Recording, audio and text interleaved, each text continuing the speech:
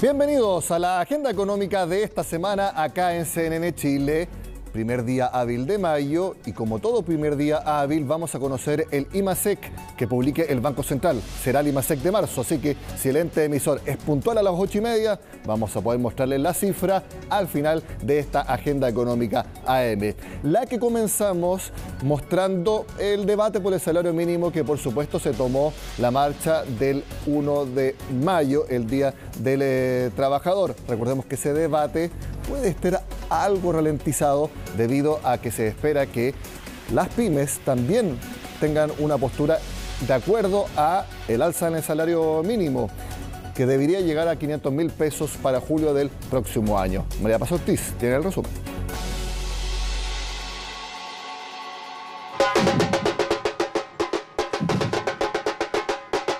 Al ritmo de los tambores caminaron desde La Moneda hasta la calle Portugal.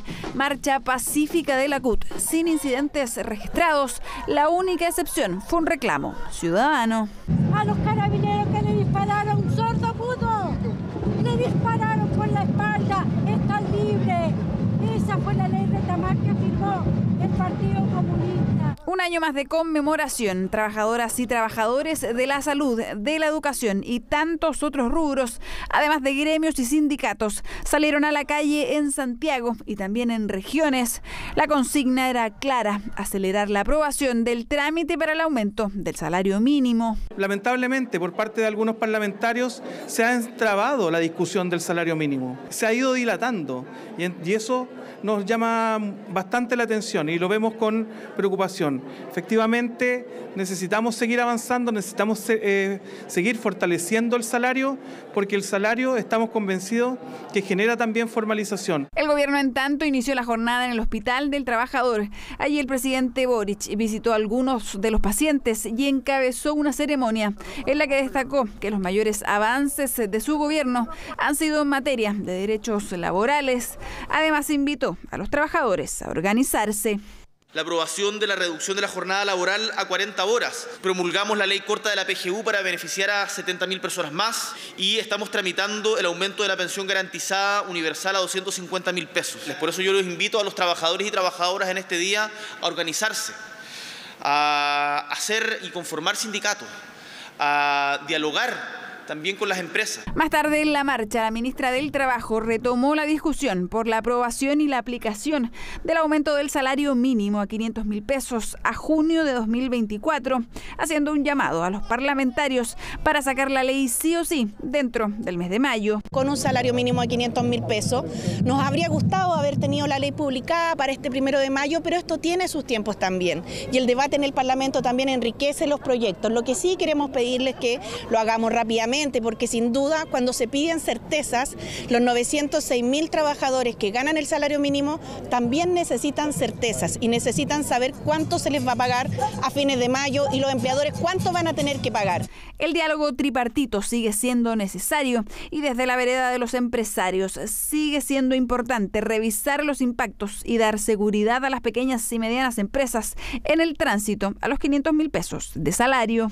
Bueno, es que esto está en el Parlamento, es un acuerdo también entre la CUT y la autoridad de gobierno. Sin embargo, para nosotros es vital que vayamos monitoreando cómo se implementan todos estos cambios. Aquí hay una preocupación en las pequeñas y medianas empresas que está siendo de alguna manera resguardado, que eso nos parece bien. Lo que no queremos es que los trabajadores queden sin trabajo y hay empresas que tengan que cerrar su faena. De todas formas, la discusión se retomará en el Congreso el próximo 8 de mayo. Votación en particular que mirarán de cerca a los ciudadanos y quienes este lunes marcharon. Conmemoración en la que el gobierno además volvió a abrir el debate sobre la solidaridad en la reforma de pensiones, llamando al diálogo a todos los sectores. Precisamente veamos qué fue lo que dijo el presidente Gabriel Boric al llamar a un acuerdo por la reforma de pensiones que, recordemos, está siendo muy probablemente reestructurada. ¿Por qué el sistema de pensiones va a ser solamente un ráscate con tus propias uñas? Tenemos que lograr incorporar elementos de solidaridad, manteniendo ciertos elementos que han probado ser importantes para los chilenos y chilenas, como la opción de heredabilidad, como la propiedad de los fondos, como la posibilidad de elegir quién invierte los ahorros previsionales, pero incorporando mecanismos de solidaridad y universalidad. Y para lograr justamente mejorar también el sistema de pensiones, lo hemos dicho hasta el cansancio, pero no nos vamos a cansar de insistir en esto, necesitamos también distribuir de mejor manera la riqueza. Distribuir de mejor manera la riqueza no para que el Estado tenga más plata, para que tengamos mejor cohesión social, para que podamos financiar derechos sociales y seguridad social. Ese es el objetivo. Preocupados también, como me lo recuerda permanentemente y con toda razón Ricardo Mewes, del crecimiento. Anoche en CNN Prime, Sebastián Aguirre conversó con la ministra del Trabajo precisamente sobre el avance en un posible acuerdo por la reforma de pensiones y algo muy importante, ¿hay futuro para las cuentas nocionales? Veamos qué fue lo que dijo la ministra de Estado.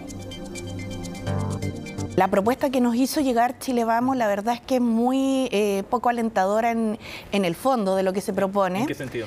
Propone que el 6% adicional vaya a capitalización individual, sí, y eso posterga el aumento de las pensiones para 40 años más.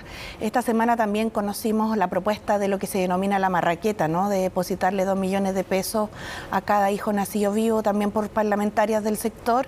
Eso significa postergar el aumento de pensiones 65 años más.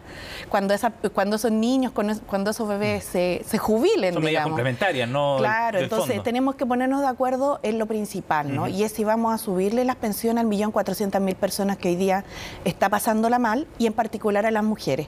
Y nosotros creemos que va a haber voluntad, a veces los debates se tensionan, sobre todo a días de una elección, pero sin duda hay un desafío mayor y quienes están en el sistema político tendremos que saber responder. Seguimos trabajando en la mesa técnica, en la cual además del oficialismo está la Democracia Cristiana, y nos alegramos de su presencia. Han estado también algunos parlamentarios de otros sectores políticos. Sí. Lamentamos que Chile Vamos no se sumara. Por cierto, Republicanos tampoco lo ha hecho, no ha manifestado tampoco intención al respecto. El Partido de la Gente, por ejemplo. Sí, está el Partido de la Gente, están los independientes socialcristianos, hay otras representaciones políticas también ahí. Pero bueno, la mesa es un instrumento para llegar al acuerdo. Y si el instrumento se fortalece con la llegada de otros parlamentarios de la oposición, van a ser muy bienvenidos. Si no, tendremos que buscar otro instrumento. Una reforma a las pensiones no es de un gobierno, es para un país, y además no dura un periodo presidencial, duran 40 años. Imagínense lo que nos ha costado reformar el sistema de pensiones. Sí, claro. Evidente que vamos a apostar a tener un gran apoyo, un gran pacto en esta materia. Estamos buscando otras alternativas. Sin duda las cuentas nocionales nos parecen, como existen en otros países, que son un buen sistema de seguridad social, pero para que la reforma avance va a requerir también el voto de los parlamentarios. Es un dato de realidad concreto, y vamos a buscar alternativas, Sebastián, pero que produzcan el mismo efecto, subir sustantivamente el monto de las pensiones. Si las encontramos, que hemos estado trabajando en eso, seguramente vamos a poder avanzar por un camino distinto en las cuentas nocionales. Si esto no es así, vamos a continuar explicando las bondades de este sistema de cuentas nocionales, porque la verdad es que más que algunas opiniones, no hemos tenido un debate más técnico en la cual se ponga sobre la mesa cuál sería la razón por la cual las cuentas nocionales no serían adecuadas. No mucho, yo creo que han habido preocupaciones que son legítimas, pero que es posible que podamos abordar y despejar. ¿Pero siente usted que esta puede ser una llave para destrabar la conversación? Tenemos que irlo viendo. Este tema no ha sido fácil en los últimos años, y nosotros tenemos la intención de que esto se destrabe, pero no para seguir haciendo más de lo mismo, sino que para cambiar el sistema de pensiones. Y eso requiere seguridad social. 8 de la mañana con 10 minutos, hacemos la pausa, ya volvemos con más Agenda Económica AM.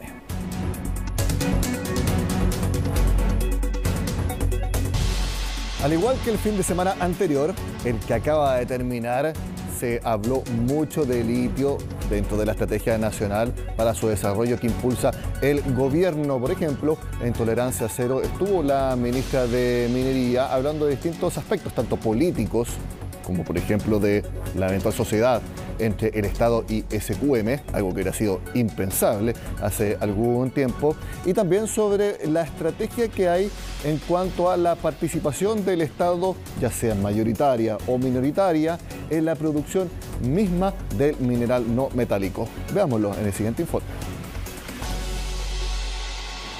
Nuestro desafío es que nuestro país se transforme en el principal productor de litio del mundo.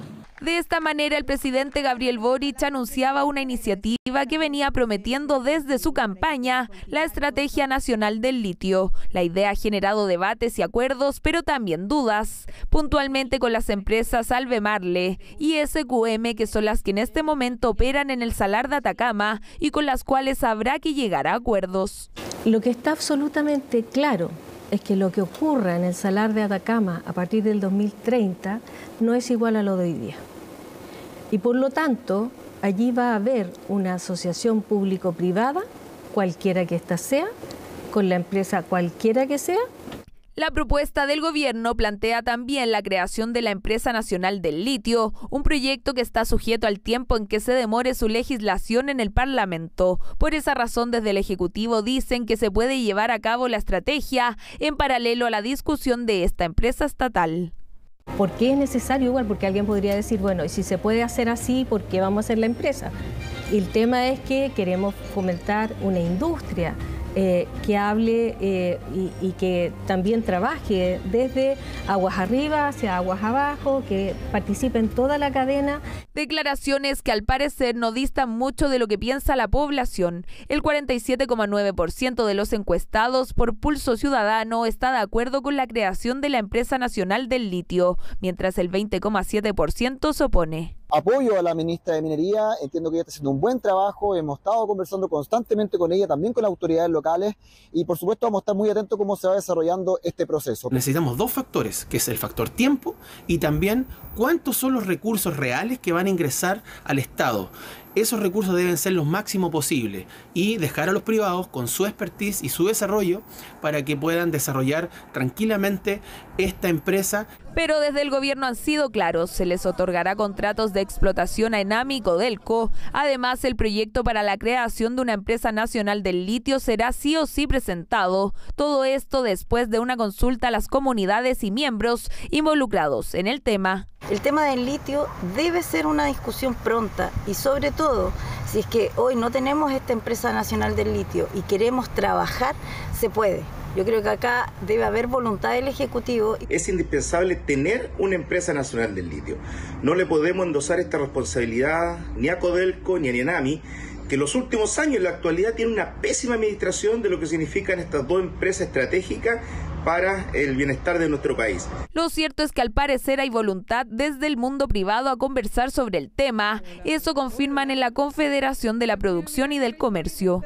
Y en ese sentido estamos muy abiertos, muy dispuestos a conversar, a tener esa reflexión, porque mecanismos existen, mecanismos hay, y hemos visto en distintos países, que la asociación público-privada funciona y funciona bien. Un tema que sin duda continuará y que tendrá la atención económica puesta en él es que según CADEM el 62% de la población cree que el litio es el mineral más importante para Chile. Todo esto considerando además que la demanda por el llamado oro blanco crecería 21% anual hacia el 2030.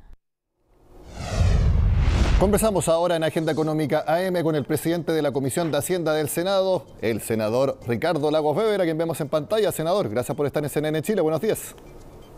Hola, muy buenos días. Gracias por la invitación. Espero que tengamos una buena semana. Así es, y una semana que sigue estando marcada por la minería, por el litio, pero yo quiero preguntarle por la minería, por el royalty minero, senador. Usted lo vienen debatiendo hace bastante tiempo. ¿Usted cree que este rango ahora que se propuso por parte del gobierno, una carga máxima tributaria de 45,5% para las empresas de menor producción y para las de mayor de 47%, ¿usted cree que ahí ya se va a llegar a un acuerdo que le dé viabilidad política? Yo diría que ese fue el último, si usted quiere, obstáculo, la última, voy a ponerlo positivo. El último desafío a superar era esa carga.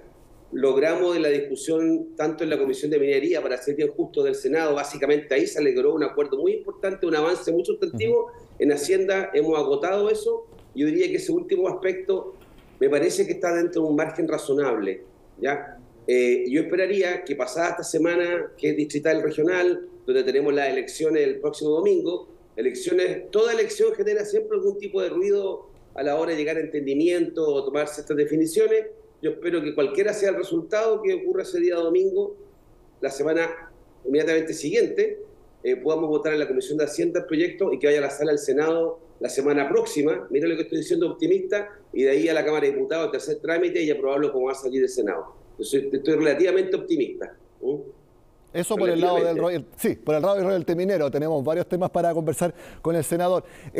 Lo que comenzamos viendo en el programa... En todo estoy optimista, Nicolás. Soy un tipo optimista por naturaleza. También en el salario mínimo, porque cuando se presentó el esquema de alzas graduales hasta 500.000 pesos el próximo año en julio, no había tantas voces contrarias. Sin embargo, cuando se habló de que en el trabajo prelegislativo no se incorporó a las pymes, ahí parece que se va a ralentizar un poco. ¿Usted qué opina?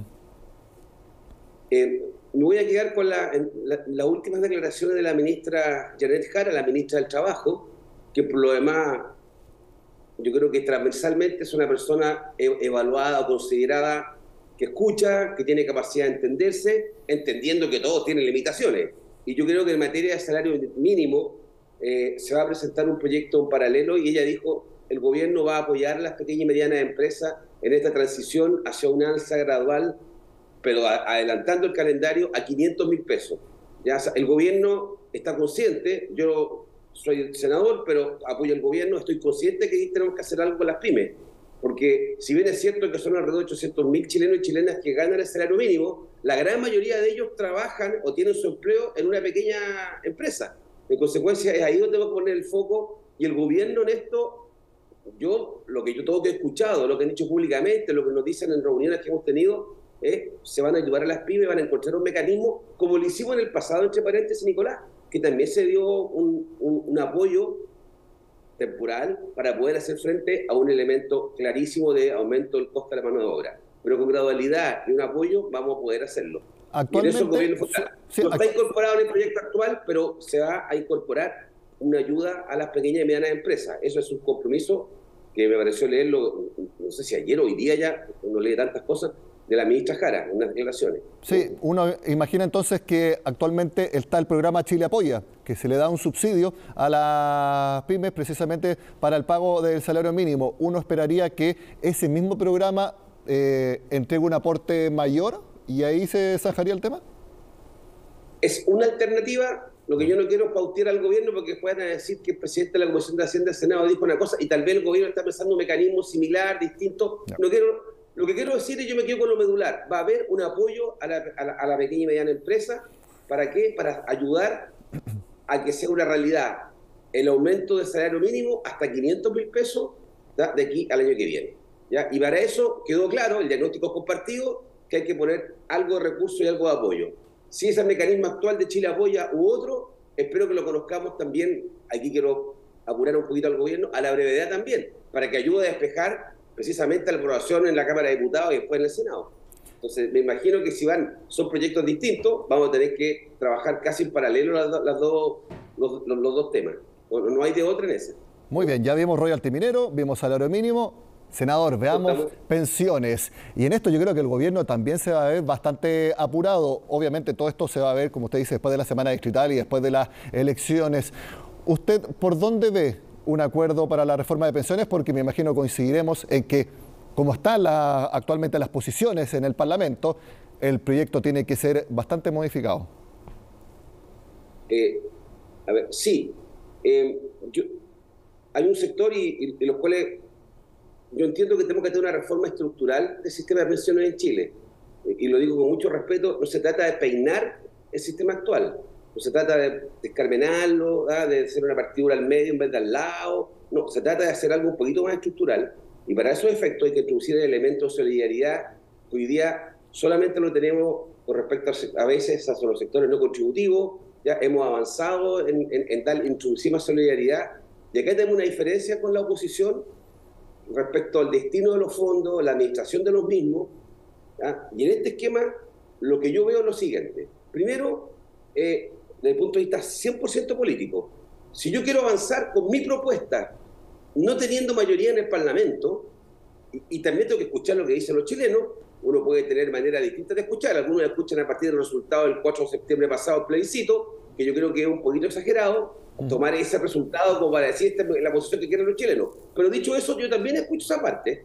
También escucho que los chilenos quieren mejores pensiones, Los chilenos quieren también, ¿qué cosa? De que haya un vínculo entre el rendimiento de mi fondo previsional y la suerte de que ocurre la utilidad de la AFP. Hemos visto que en los últimos meses la utilidad son sobre 130 millones de dólares, 140 millones de dólares en 4 meses. ¿Ya? Hoy día Economía y Negocio parece que el Mercurio es la tercera, ya no me acuerdo, lo alcancé a leer antes de hablar contigo. ¿Ya? Entonces, tenemos que los chilenos, ya está desalineado con el destino de los fondos. Hay razones para que eso ocurra, pero desde el punto de vista de las chilenas y chilenos, dicen esto no puede ser. Entonces, hay que buscar esos mecanismos de ajuste. Y desde el punto de vista político, entonces, ¿cómo voy a hacer con esto? Primero tengo que asumir, y eso es algo que es difícil. Primero yo hago mío el llamado al presidente Boric. Le quiero pedir a la oposición que no se escude solamente en su mayoría parlamentaria o en el empate parlamentario que tenemos en el Senado. Y en esto tenemos que sentarnos a conversar para evitar cualquier mal a futuro.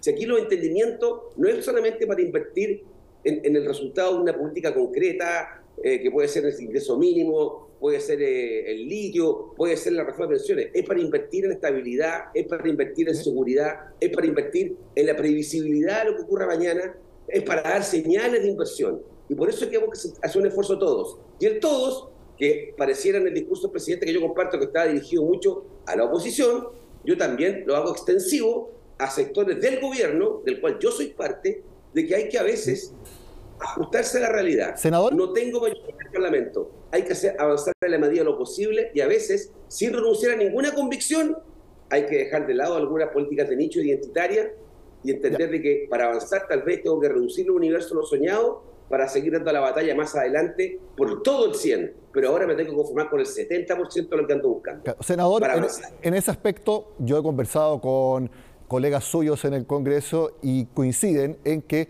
las cuentas nacionales está siendo una piedra de tope, principalmente porque no se entienden. El gobierno ha intentado explicarlas de muchas maneras y hay distintos aspectos que en verdad cuesta entenderlos cabalmente. Entonces quiero preguntarle, ¿las cuentas nacionales es algo que se debería, usted me dirá, dejar de lado, modificar? O sea, se hace un esfuerzo mayor para explicar y tratar de convencer a los chilenos y chilenas, convencer a la oposición de que son fundamentales y cómo operan, pero si no voy a tener ese espacio, ¿qué alternativa tengo? ¿No hago reforma o tengo que buscar una fórmula intermedia? ¿O tengo que renunciar a la idea de una cuenta nacional y tratar de plantearla más adelante cuando sí tenga las espaldas para poder hacerlo? Pero si no logro convencer, si no logro explicar, no me puedo quedar. Yo gobierno, y es la recomendación que le hago a mi coalición, a algunos no les gusta este aspecto, no me puedo quedar un gobierno que no tenga delivery. No puede haber un gobierno que reforma importante no tenga delivery. Y tengo el mejor ejemplo con las 40 horas. Las 40 horas no eran lo que venía en el proyecto inicial de la parlamentaria, de la moción parlamentaria. No es el proyecto original. Yo desafío a cualquiera que ponga el proyecto de la moción parlamentaria de hace como 4 años en la Cámara de Diputados y el proyecto que firmó el presidente Gabriel Boric. Son dos proyectos distintos. Proyectos distintos en el sentido que el objetivo era el mismo, pero se modificó sustantivamente. Y esa modificación, ¿cómo se hizo? Ajustando, aunando voluntades. ¿Para qué? Para que la mitad del Senado coincida con la otra mitad del Senado, para que la Cámara de Diputados pudiera tener una mayoría que hiciera viable. ¿En esto, senador? Y eso significa, ¿sabe qué significa? Significa lo que se hizo en Chile durante 20 años, que fue tratar de ponerse de acuerdo cuando tenía mayoría en la urna, pero no en el Parlamento y no en la Constitución. Que es ponerme de acuerdo para avanzar una agenda. ¿Usted le diría, por ejemplo, al gobierno que recuerde lo que pasó con la reforma tributaria? Que ni siquiera se aprobó la idea de legislar, y ahí una lectura es que al menos tendría que haberse hecho algo y darle factibilidad política, porque yo estoy de acuerdo con usted, se pueden tener muy buenas ideas, pero si no se logran aprobar en el Congreso, no sirven de nada. Sí, lo de la Cámara de Diputados, entiendo su ejemplo, pero yo hago más combatida, hago un tema bien. Lo que ocurrió en el rechazo a la idea de legislar de la reforma tributaria de la Cámara de Diputados fue una coincidencia, de hecho, bien desafortunada, si usted quiere. Bueno, se estaba celebrando el 8M y el ministro de Hacienda estaba solo en el Congreso, estaba todo el resto del comité político en La Moneda. Perfecto, pero ocurre que en esto ocurrieron dos soluciones. Por una parte, la oposición decidió, comillas, dijo, voy a ser consecuente, voy a rechazar la idea de legislar en general para ser consecuente con todo lo que, perdón la expresión, con toda la verborrea que tuvo durante 2 semanas. Pero lo que no contaba la derecha, o Chile Vamos, o la oposición, lo que no contaba era la irresponsabilidad que tuvimos de algunos parlamentarios que decidieron no respaldar la propuesta del gobierno en función de una trifulca que tuvieron con el ministro de Educación del día previo. Claro. Que es completamente proporcionado. Yo no estoy defendiendo al ministro de Educación, tal vez cometió un error y tenía pedido disculpas, que las pidió, etcétera, pero ahí la medida para contestar esa ofensa que sintieron algunas parlamentarias, tal vez correctamente, era rechazar la reforma. Entonces no contaba, se dio un episodio desafortunado, porque la derecha pensaba que iban a estar los votos del lado del oficialismo o de aquellos que apoyan el oficialismo no siendo partido, y se iba a aprobar igual. ¿Me explico? Entonces ahí iban a quedar, perdón la expresión, iban a quedar muy bien, muy listos con su propuesta de ser consistente y coherente, pero igual se va a aprobar, así que no tenemos problema, cabros. Pero bueno, desastre, porque entre la desproporción a la hora de responderle al ministro de Educación, rechazando la tributaria o no votándola, y por otra parte, la derecha, claro, asumieron que no, que es lo que querían hacer. Senador, usted habla con ellos y saben que metieron la pata. Se nos acaba el tiempo, porque aparte salió recién el IMASEC de marzo y lo queremos mostrar. Quería simplemente terminar la conversación, senador, diciendo entonces que hay que definitivamente dejar las posiciones más extremas de las convicciones en cuanto a la reforma de pensiones y sentarse a llegar a un acuerdo. Lo pongo de esta forma. Yo quiero 100, obtengo 70 y voy a aplaudir el 70 que obtenga, no voy a cacarear, voy a estar contento y voy a decir que el 30 que me falta, vamos a la próxima lucha, a la próxima parlamentaria, en la próxima presidencial, a buscar ese 30 que nos faltó. Pero tengo un gobierno que avanzó, un gobierno que dijo, quiero 100, obtuve 70 porque no tenía más fuerza en el Parlamento. Si a usted le gusta lo que estamos aprobando y avanzamos, vamos por el 30 más adelante. Esa es la actitud. No, que si no me dan todo, no hago nada. No, esa no resulta en política. Un gobierno tiene que tener delivery. Y eso ha hecho el gobierno con las 40 horas, lo va a hacer con el ingreso mínimo, etcétera. Senador Lagos Weber, presidente de la Comisión de Hacienda, gracias por estar con nosotros. Estamos haciendo con el litio. Muy bien. Que esté muy bien, senador. Muchas gracias por estar en Agenda Económica. Que tengan buena semana. Cuídense. Chao, chao. Lo anunciamos, acaba de salir el IMASEC de marzo y no son buenas noticias para la economía nacional. La actividad económica cayó 2,1% en el tercer mes del año. Está bastante en línea con, eso sí, las peores proyecciones del mercado. Las proyecciones estaban entre 1,4, 1,5 y hasta 2% de baja. Podemos decir que este 2,1 está en la parte más baja de las proyecciones del mercado. Algo también relevante es que la serie desestacionalizada, es decir, marzo respecto a febrero, también cayó levemente, 0,1%. ¿Qué fue lo que impactó en la variación anual del IMASEC? La caída de la minería, se la mostramos, el fuerte caída de la minería en torno a 9% que tuvo durante marzo, y también la baja del comercio. El comercio lleva muchos meses cayendo consecutivamente, así que estas dos son sectores que se sabía que habían tenido un muy mal marzo. Entonces, información del momento, el IMASEC de marzo muestra una caída anual de 2,1% y una caída respecto a febrero de 0,1%. El tema que va a marcar la agenda económica de este lunes. Todo en análisis, por supuesto, lo tendremos a las 8 de la tarde acá en CNN Chile. Yo me despido, ya viene